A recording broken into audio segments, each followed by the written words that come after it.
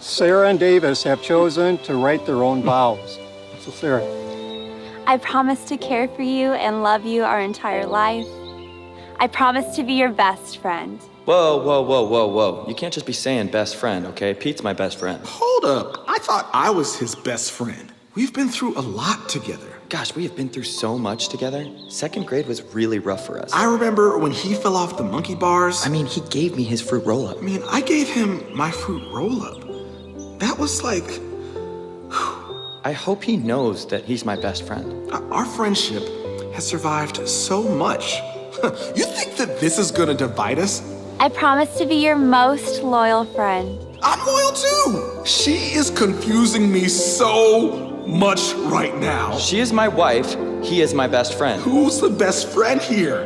Who? No one else, baby. Just you and me taking on the world. Dude. Aw, he's crying. I'm gonna have to be gluten-free. Oh man, dude, you go gluten-free. I have to be gluten-free. And I don't want to be gluten-free, man. It's the end of an era, Davis. It's the end of an era. Yes, I am crushing these vows.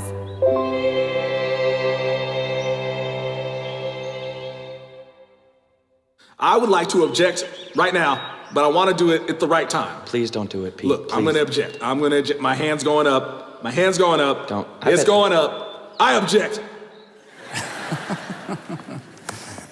Hey, we're in part 2 of this series, What Happy Couples Know, and to recap where we were last time, all of us come into relationships or dream of relationships or imagine relationships with things in mind that we want to be true of those relationships. We move toward engagement with those things. We move toward the altar with those things. And essentially, we said last week, it's essentially like we all have a box of hopes and dreams and desires. And even if you're single and not dating anybody right now, you could sit down and sort of script out in general terms, hey, if I'm ever in a relationship, if I'm ever married, here's what I'd like it to look like. And all of us have an idea, how much money we'll have, how we'll spend the money, if we'll have a budget, not a budget, where we'll live, we'll rent, we'll buy, we'll wait and save money, what she will or what she won't sleep in, how we're gonna handle or how the chores will be handled, how conflict resolution would be handled. Some of you dream of the day that you'll get to be parents, and I hope you have a parent of this little fella right here, and I hope you aren't the parent of this little fella right here. I don't know if you can see the eyes on this little child. I don't know why they even created it,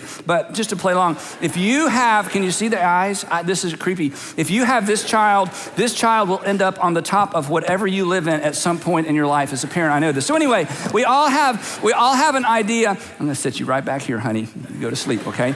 Good child. Put you in Wonderland later. We all have some idea of what the future is gonna look like relationally. Now, the problem is, or the challenge, it's not even a problem, it's just the challenge. The challenge is this: when we daydream about the future, our future, as we daydream and as we imagine, it organizes itself around our box. It organizes itself around our hopes, wishes, dreams, and desires. To put it another way, when I was single, I never daydreamed about becoming the perfect person for someone. I daydreamed about finding the perfect person for me. Is that just me? I never daydreamed about, I can't wait until I become the perfect person for someone. I daydreamed about the perfect person for me. So when I met Sandra, I thought, well, she's perfect for me. So I brought her ring and my box to the altar. I brought her ring and my box to the wedding. And the thing is, everything in my box seems perfectly reasonable to me. Why wouldn't everybody not want to center their lives around what's in my box? And she brought her box to the altar and to the wedding as well. And everything in her box seemed perfectly reasonable to her. But the problem is, when we hand our box of hopes, dreams, and desires to somebody else, the density changes and the weight changes, and what begins and feels to us like a hope or a dream or a desire feels to them like an expectation. And the interesting thing is this: on this side of the box, it's all hopes, dreams, and desires. On that side of the box, it's all expectations. I'm like, well, why wouldn't everybody want to order their life this way? And the person on the other side of the box is going, because that just feels like a lot of expectations to me. From where I'm standing, hopes, dreams, and desires. From where you're sitting, from where she's standing, all about the expectations. An expectation, as you know, or if you don't know, here's the definition. It's a strong belief that something will happen or be the case in the future. It's the strong belief that something will happen. Honey, I know we're not there yet, but we're moving in that direction, aren't we, honey? Dear, I know this is the first year, but eventually, right, honey? It's that subtle pressure that things are going to be the way I imagine they're going to be. They're going to be the way that you imagine they're going to be. It's subtle. It's all about the future. And here's the thing. Anytime we attempt to recreate or avoid something from the past, anytime we attempt in a relationship to recreate or avoid something from the past, our hopes and dreams and our desires begin to feel like expectations because we want to create a preferred future. It may be a preferred future that's exactly like the past that we grew up in. We want to recreate it. Or it may be a preferred future that's very different than the family that we grew up in. But either way, as soon as we try to shape the future of a relationship, it begins to feel like expectations to the person that we're in relationship with. And when couples exchange boxes, and we do, this just happens. I don't know that it can be completely avoided, but when we exchange boxes, couples begin negotiating with each other, bargaining with each other, sometimes bribing each other. I will if you will. If you'll do this the way I want to do it, then we'll avoid conflict and we'll resolve conflict the way you do it. If you'll get on a budget and stay on a budget, then perhaps one day we can live in the style that you want to live in, and back and forth and back and forth. And what happens is, no one ever intends for this to happen. Eventually, the relationship is characterized, as we said last week, by a debt-debtor relationship. You owe me. You owe me, you owe me. That's what husbands are supposed to do. That's what wives are supposed to do. That's what men are supposed to do in a relationship. That's how women are supposed to respond in a relationship. And next thing you know, we're negotiating, back and forth, bickering. And it's all about you owe me, you owe me, you owe me, you owe me. And the problem is, we said this last week, that when you get into this dynamic, when this dynamic characterizes the relationship, you cannot recognize love. You can't give love and you can't receive love because you can't appreciate it and you can't even recognize it. Now, let me illustrate it this way. You see, if you owe me money, you can't give me money, right? If you owe me money, you can't give me money. If you owe me money and you give me money, I don't see it as a gift and I don't receive it as a gift. I see it and receive it as a payment. And if you owe me money and say, Andy, hey, I just really appreciate, what you're doing. I want to give you $100. Well, if you owe me more than $100, not only am I not grateful and I don't see it as a gift, my next question is, where's the rest? So consequently, gratitude is minimal. So in a relationship that has become a debt-debtor, or the dynamic of the relationship is a debt-debtor relationship, as long as somebody feels like somebody owes them, they don't receive it as love, they can't see it as love, and the other person can't even extend love. So the question is, how do we keep this from happening? How do we keep legitimate hopes, dreams, and desires from becoming and feeling like expectations? And the answer is, we answer the following question the way that happy couples answer the following question. And the question is, what does he owe me? What does she owe me? What does he owe me? What does she owe me? And happy couples all answer this question the same way. They answer the question, nothing. They don't owe me anything. They know that they owe each other everything, but are owed nothing in return. They know that they owe each other everything, but are owed nothing in return, which, granted, doesn't make any sense. But as you get to know really, really happy couples, there's something about their relationship that doesn't make any sense. Now, this is the essence. This is the substance. This is right in the crosshairs of what a Christian marriage is all about. Now, a Christian marriage, and I don't know how you were raised or what your background is, but a Christian marriage is not a marriage that is conducted according to some sort of Christian code of conduct. That's not what a Christian marriage is. In fact, great marriages aren't built on codes of conduct. If you're trying to build a relationship, you're engaged, you're dating somebody, or you're moving toward the altar, and you're trying to get them to act right and behave correctly, you're headed for trouble. Great relationships are not built on specific codes of conduct, and they're not even built on specific roles, and a great relationship is not built on a sort of an exchange of services, of goods and services. That great relationships, and a Christian marriage in particular, which is what we're talking about, a Christian marriage in particular, as I said last week, really boils down to being a submission competition, where both people are racing to the back or to the end of the line. That in a great relationship, in any healthy relationship, instead of there being competition, instead of there being bargaining and negotiating, there's a sense of, well, she doesn't owe me, he doesn't owe me anything. but I feel like I owe him everything. Now today, I want to explain where I learned this and where I saw this and where we get this. And here's the story. Here's how it happened. At the end of Jesus' ministry, he's hours away from being arrested. He gathers his guys together and he says to them, here's a few things I want you to remember. And toward the end of that time, as they're sharing their last Passover together, he says this. He said, I'm going to give you a brand new command. Now, this should have been very offensive. In fact, these Jewish boys should have gotten up and left the room. And here's why. This doesn't bother us, doesn't faze us in the least. But the only person that could give a command was God. And God had given all the commands through Moses. So you can talk about the commands, you can exegete the commands, you can explain the commands, you can apply the commands, you can prioritize the commands, but you don't make up new ones. So there was a sense in which Jesus was equating himself with Moses and in a sense claiming to speak for God.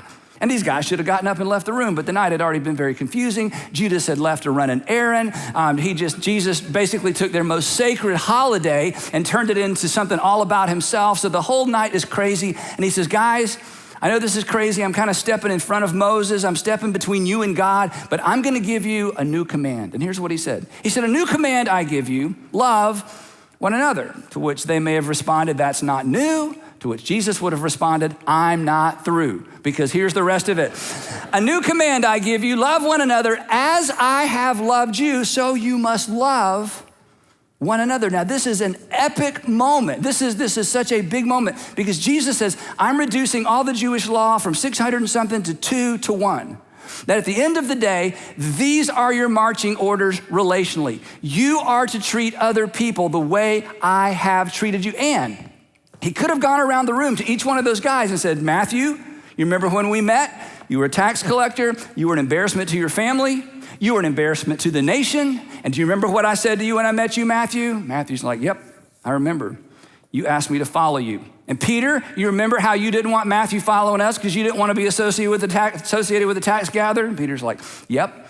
And remember, I let both of you stay in the club. And Matthew, do you remember where we went when I invited you to follow me? Yep, we went to my house. Do you remember who we invited? Peter's like, I remember who we invited. All of his tax gathering friends. It was the worst day of my life. And Jesus said, Matthew, I want you to extend that kind of grace and that kind of mercy to every single person you meet for the rest of your life. Nathaniel, you remember when we met? Oh yeah. Remember Nathaniel? You dissed my whole family. This isn't really a famous Bible story, but when Nathaniel heard about Jesus and that he was from Nazareth, his response was, Nazareth? What good thing could come from Nazareth? So Jesus could have said, remember, you dissed my family, my grandfamily, my stickball team, all of my childhood friends. You pretty much made us all sound like complete losers. Do you remember that, Nathaniel? I remember that. Nathaniel, you remember? I invited you to follow me. And I never brought it up again, did I? No, he never brought it up. He could have gone all the way around the room and said, okay, from now on, I want you to think about how I treated you.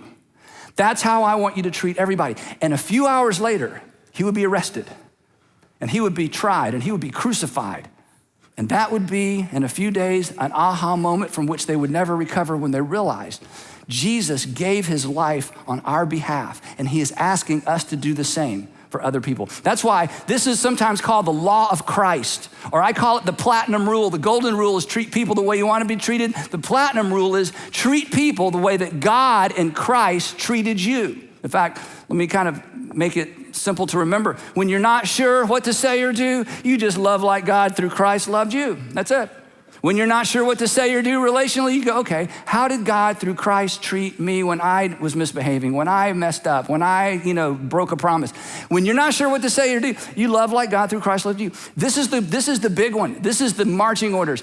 Every single New Testament imperative after the resurrection, every single New Testament imperative after the resurrection keys off of this big idea. As I've loved you, so you are to love other people. Then, a few years later, a guy named Paul, the Apostle Paul, who hated Christians, arrested Christians, tortured Christians, put Christians to death. If you hate Christians, you would love the Apostle Paul. He hated them more than you. You hate him in your mind. He hated him as a job, okay? And the Apostle Paul becomes a Jesus follower.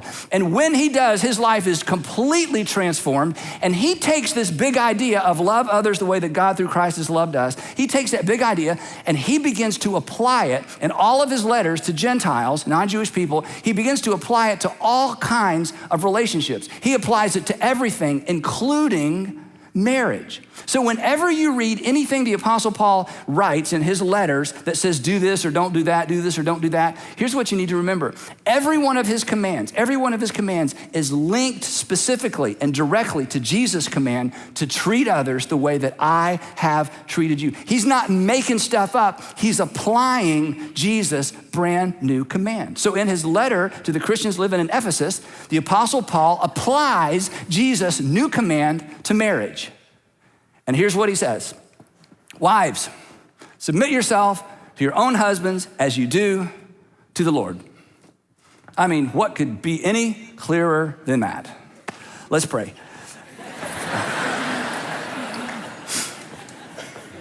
Now, if this bothers you, I'm so glad it bothers you, and I'm so glad you're here. I'm just gonna leave it up here to bother you. In fact, some of you would say, aha, that's why I quit going to church. That verse right there is why I quit going to church.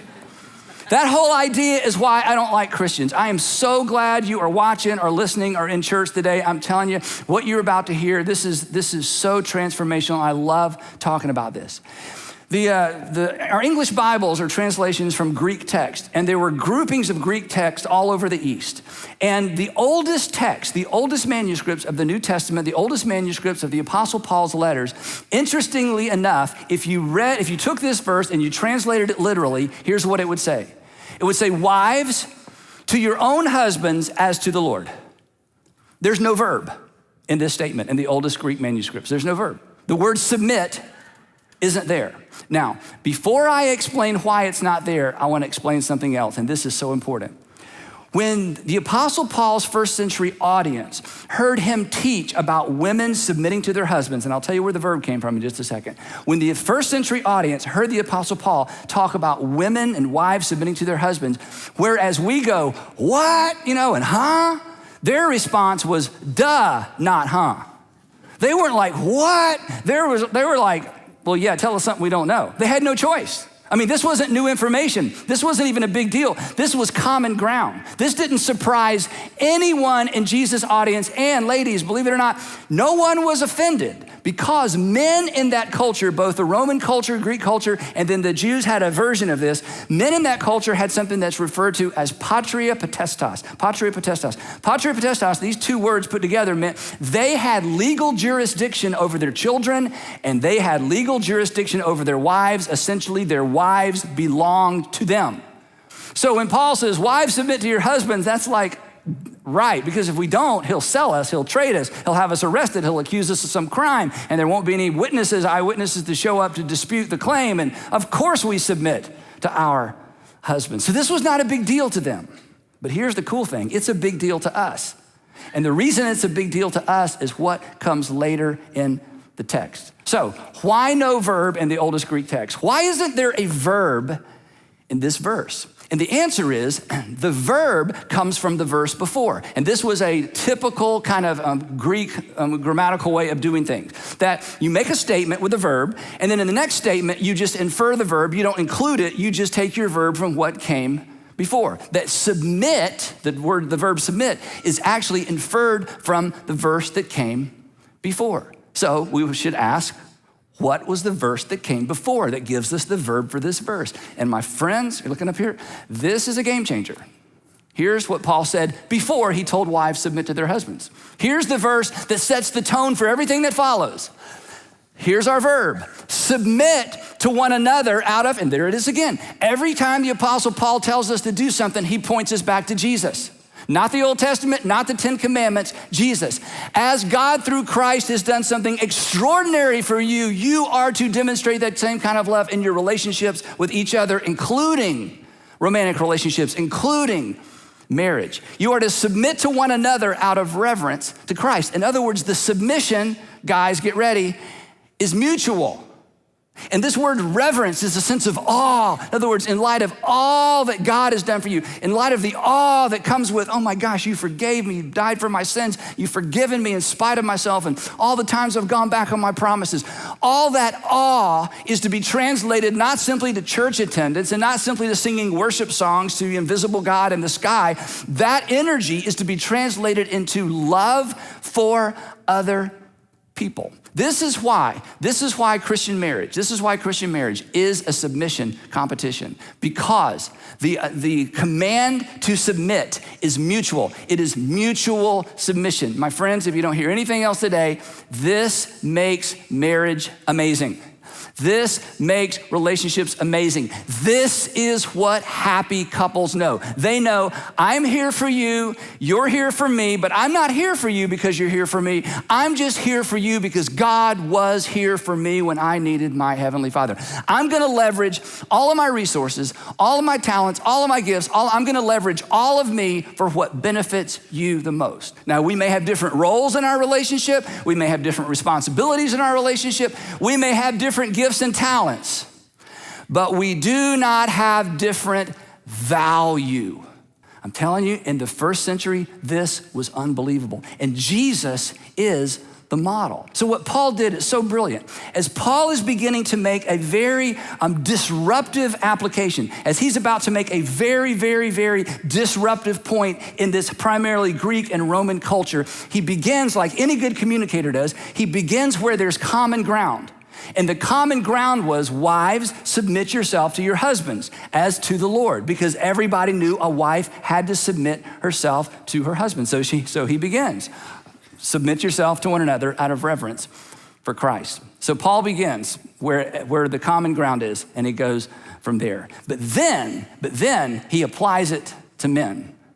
Here's what he says. We'll go to wives submit. Wives, submit yourselves to your own husbands as you do unto the Lord. Now, when we see this, one other thing, we immediately think, and women, I get this, wives, I get this, ladies, I get this. We immediately think, okay, of all the men who are not worth submitting to, right? So I did a survey and I found out it's actually 100% of the men are not worth submitting to, okay? 100%. So, but his point is, ladies, going back to Paul, his point is, ladies, I want you to place your husband or your man's, if you're moving in toward a permanent relationship, I want you to place your man's hopes, dreams, and desires ahead of your own. I want you to deal out of his box, not because he expects it, but because your Heavenly Father requests it. But what came next? What came next was shocking.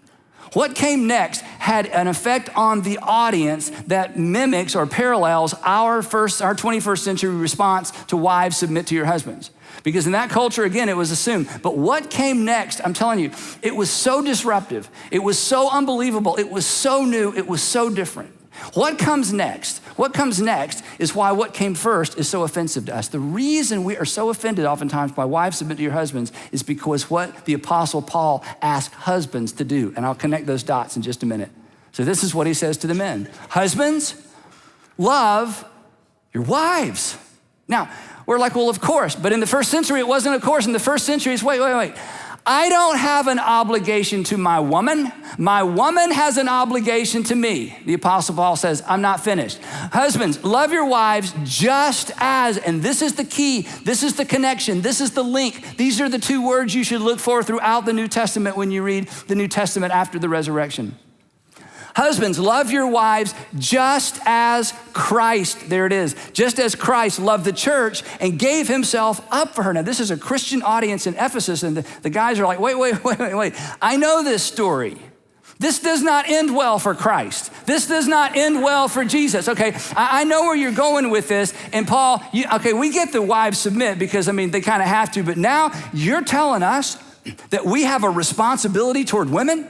We have a responsibility toward our wives, that somehow you're inferring that there might even be a sense of equality. Where are you going with this? And the thing is, we know where this goes. Jesus died for the church.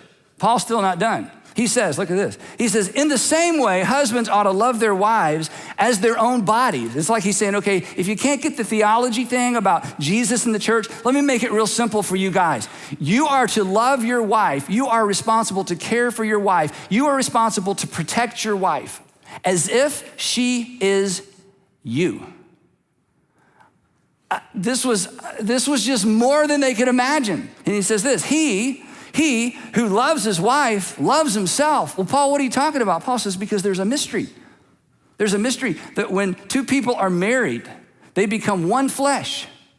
So there's no division. There's no pulling away. They're one flesh. Men, your wives are one with you. I'm telling you, as many times as you've heard this, and as strange as it may be, and as biblical as it may be, this was brand new because he was equating men with women. This was scandalous. That's why I said this. What comes next is why what came first is so offensive to us. The reason this is so great, and if you're not a Christian or you've left Christianity or used to be a Christian, I'm sure you have good reasons. In fact, I'm really sure you have good reasons. So I had read what you'd read, heard what you heard, went to school where you went to school or experienced what you experienced in a different church. I get that, but I want you to hear this because this is so powerful. This is so powerful. The reason that we kind of bristle, and that women, you bristle when wives submit to your husbands, is because our culture, our American culture, our Western culture embraces the equality of men and women. We embrace the equality of men and women. So the minute we hear somebody's supposed to submit to somebody else, that's like, but ladies, here's the amazing news. Guess who introduced this idea of equality to the world? Guess who rolled this out in such a big way that it actually made a big difference in culture? Guess who was the first person with any authority that declared you equal with men? Jesus. I'm telling you, I know this is naive. I think every woman should be a Jesus follower if for no other reason but this, okay? He argued for your value.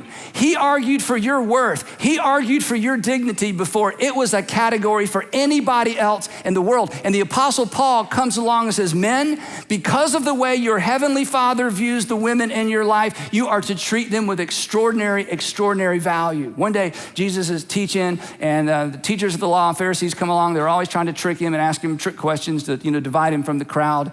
And they come to him one day and they say, Jesus, we got a question, a marriage question. Can a man divorce his wife for any and every reason? Because there was a group of religious leaders that taught a man can just declare, say 3 times, I divorce you, I divorce you, I divorce you, and she's gone. For burning the toast, for kicking over, spilling the water, for not getting home on time, for not picking up the kids on time, or he's just tired of her, or she doesn't please him anymore. What in the world does that mean? And so there was a group of Jewish people and Jewish teachers of the law who said, this is what Moses meant by what Moses said about marriage and divorce, that a man could divorce his wife for any and every reason at all. So they said, Jesus, can a man divorce his wife for any and every reason at all? Or is there like a list of things that a man can leverage and can get a divorce and divorce his wife? And Jesus looks at him and says, there's no reason. There's no reason because you're one. Now go home and treat her like you treat yourself. Like, no, we're looking for a list of reasons. Jesus said, there's no reason. You see, you think you're better. You think you're worth more. You think you mean more to God, but you don't. And when you married her, you became one. Now go home and treat her as well as you treat yourself. I'm telling you, the dignity, the value, the worth that Jesus gave women. And read the Gospels. Ladies, read the Gospels. Women flocked to Jesus. They flocked. They supported his ministry. They raised money for his ministry. They were the first person to see him after he rose from the dead, which I'm telling you, that gave women extraordinary dignity as well, because a woman's word in court was meaningless. If you called a woman to testify in court, if they even let her in, her testimony was almost meaningless. And yet all the Gospels tell us that women were the very first people to see Jesus alive after he rose from the dead. And the reason the Gospels tell us that is because that's what happened. And the reason we know that's what happened is if you were making up a story in the first century about a resurrection, you would not have women be the first people who saw it because nobody believed the testimony of a woman. And so Jesus rolls this out. The Apostle Paul pumps it up and he says, I know you weren't surprised when I said women are to submit to their husbands, but I'm telling you, men, women, in God's eyes, you are equally valued and you are to submit to one another. This was life-changing. And granted, it took the church a long, long time to catch up. And in some quarters, it's still taken the church a long time to catch up with this teaching. But our society, don't be deceived. Our society that values men and women, that's not natural. There are other places in the world where women are still treated the way they were in the first century. You know that. It's not natural. This is a shadow, it's a shade, it's a leftover of the teaching of Jesus and the teaching of Paul as it relates to women. So back to Paul. What's his point? His point is men. Let me ask you a question. What is life to you? So we're back to the men. Men, what is life to you? Okay, I don't know. Just think, what is, I don't have a life. Yeah, you do. Okay, men, what is life to you? Here's his point. Just put her before that. Whatever life is to you, put her before that. And you can't do that as long as you've got a big box of expectations between you and her. And ladies, he would say, you can't love your husband, you can't submit to your husband as you're trying to mutually submit to each other as long as you've got a big box of expectations sitting between you. And this is what great, happy couples know, that somehow they get rid of this and they become all for the other person. So here's the question. How do you get everything out of the expectation box back into the hopes, dreams, and desires and dreams box? And then what do you do with it once you get it here? And the answer to the first question, in terms of how you get everything, from here back to here, is you decide, as we said last week, that he doesn't owe me anything. She doesn't owe me anything. I'm deciding. I don't feel it. I'm deciding. You don't owe me anything, but I owe her, I owe him everything. And for this to work, and here's the key, this is what's gonna frustrate so many of you, I understand. It has to be mutual. Why? Because he said, this is so powerful. Submit to one another out of reverence for Christ. Submit to one another out of reverence for Christ. This is what oneness in a relationship looks like. His best over yours, her best over yours. Now, last week I gave you a little homework assignment, but it was a thought process. I asked you 2 questions. I said, this week I want you to think about what's in your box, and then I want you to think about, is somebody carrying it around? I want you to ask the question, okay, what's in here? We should know what's in here. And then secondly, we should know, have I accidentally or maybe purposefully handed this to somebody and I am expecting them to fulfill my hopes, desires, and dreams? And so the question that I want you, your homework assignment this week is this, and this is a little more dangerous, okay? I want you to ask them, what's in your box? What's in your box? Not on the way home. You got to wait for the right time. I just want you to ask her, ask him. I just want you to say, what's in your box? Now, for some of you, it's like, oh no, he's here. Now I'm going to have to do it, or she's here. Now I'm just, okay, because I care about you, okay? I want you to ask, what's in your box? And then the next thing I want you to do, and this is going to be really difficult for some of you. After you ask what's in your box, then I want you to stop talking and listen. Now, guys, if you ask your woman, your wife, your fiance, what's in your box, she may faint that you've even asked or considered. She may get mad. We've been married 20 years and you still don't, okay, that you just don't talk. You just take it because, yeah, you've been married 20 years and you don't know what's in her box because you've been wondering why she doesn't deal out of your box, okay? There may be, some distance. So you just ask and you listen. And ladies, if you ask your man, your husband, your fiance, what's in your box, I tell you what he's gonna say. Probably he's gonna say, nothing. Nothing.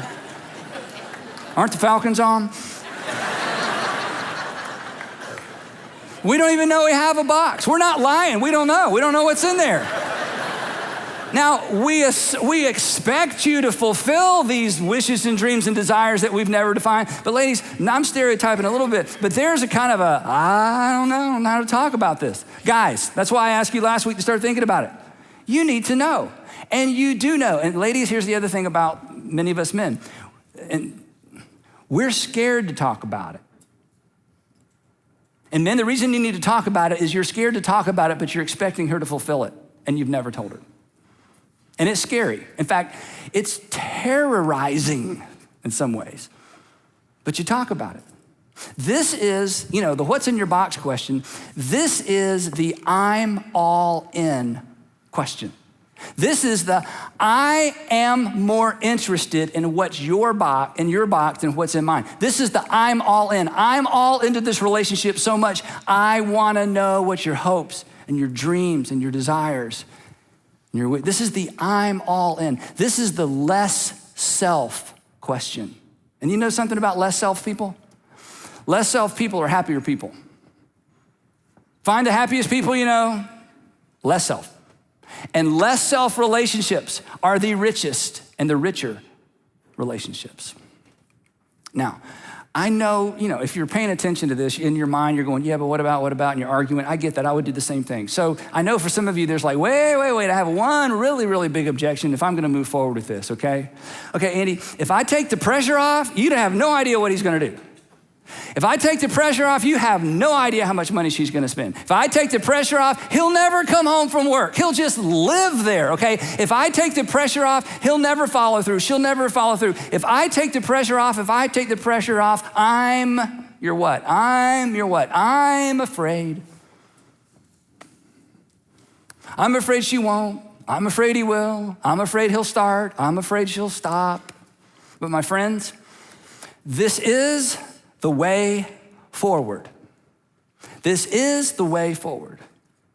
And if your relationship has boiled down to something simply being a tug of war, if your relationship is all about arguing over the box and you're on one side and he's on the other or she's on the other, if your whole relationship has come down to basically, if I pull too hard, he won't pull hard. If I don't pull, if it goes back and forth, if your whole relationship comes down to this, and the thought of laying down your side of the rope is terrifying, I understand that. I know how this works, okay? It's like, okay, honey, you heard what we said about the rope. So, okay, I'm gonna count to 3. We're gonna drop it at the same time, right? Because if I let pressure off first, this is just going in your direction. We're gonna be living in your box. And we'll just be all about you. So when I count to 3, now, listen, there's no hope till you let go of the rope. There's not. And because you're a Christian, if you're a Christian, you have to go first. And I'll tell you why. Because when you were dead in your trespasses and your sin, God, through Christ, dropped his end of the rope. Look, he did something for you, whether or not you ever did anything in response to what he did for you. That is the gospel. This is why all New Testament post-resurrection imperatives and commands in the New Testament all tie back into as God through Christ did for you. So, submit to one another out of reverence for Christ. At the cross, God went first. Jesus followers go first. Happy couples put each other first by going first in an effort to be last. That Jesus followers, they put each other first by dropping that rope first in an effort to be last. So I want to challenge you this week, whatever that looks like in your relationship, to just drop it. And then find out what's in their box. And then listen and take notes. And maybe start taking action. And if you're concerned about, but Andy, what about all of my hopes and all of my dreams and all of my desires? What about my stuff? I still have all this stuff and I just, what do I do with it? That's what we're gonna talk about next week. So don't miss part 3 of what happy couples know.